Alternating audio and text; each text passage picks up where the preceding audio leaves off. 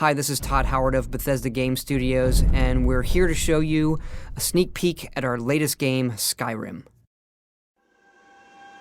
Each time we do a new Elder Scrolls game, we like to start fresh, and Skyrim is no different. Coming off of Oblivion, and then the team did Fallout 3, we had a huge list of things we knew we wanted to do technically with the current generation of hardware and PCs to bring a virtual fantasy world to life. So we've rewritten the render, we've rewritten all the gameplay, the scripting language, the faces, the foliage, and all of this comes together in our new engine we call the Creation Engine. So we're interested in all the little details like this plant here, the medium details of these logs and trees, and all the way up to distant mountains. And if you've played our previous stuff, you know that mountain is not just a backdrop. You can walk all the way to the top of that mountain. And it's a huge world. Like our previous games, you can create any kind of character you want and then go do what you want. The game's primarily designed as a first-person game, but you can also play in third person.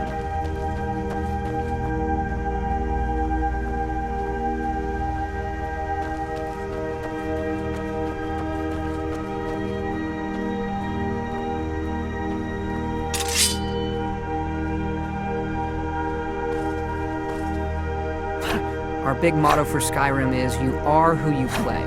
So whatever you have in your hands, whatever you're using, you're going to get better at, and then you're going to level up. The right trigger does your right hand, and the left trigger does your left hand.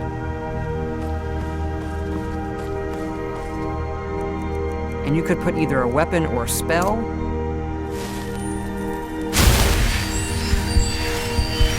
You can also dual-wield spells. What's really cool here is, if you put the same spell in both hands and pull both triggers, you can get a bigger, more powerful version of that spell. Up here we have standing stones. There are 13 of these throughout Skyrim's landscape, and they give you special abilities, but you can only have one of these active at a time.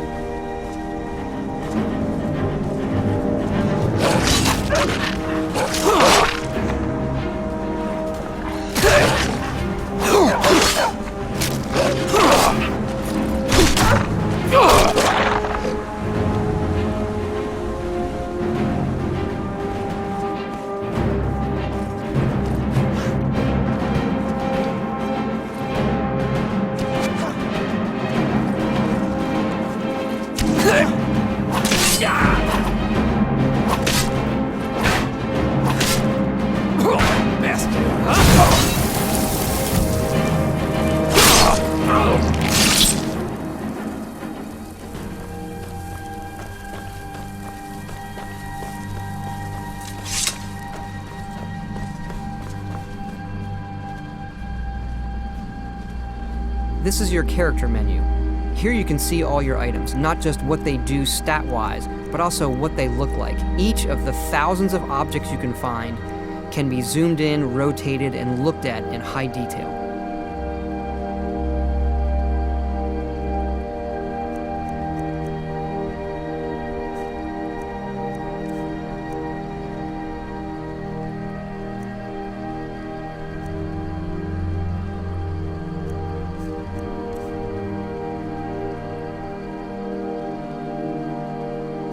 With the skills menu, you look to the heavens, and here you can see all of your skills, how they're progressing, and as your skills increase, you'll push yourself to leveling up.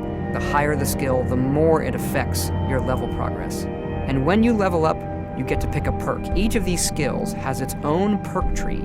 As you develop your character, it's like the game is drawing this custom constellation for who you are. Lastly, we have the map, and we're just going to pull the camera back here and show you how the level of detail system works in the game. We're just rendering the whole world.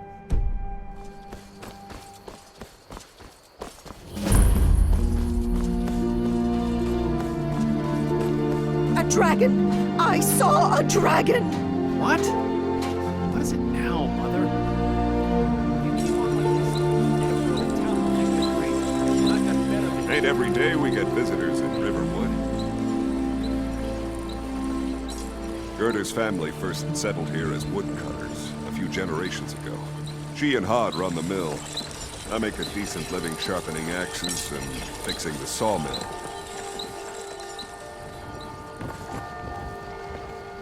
Here for work? Get an axe. And bring me all the wood you can chop.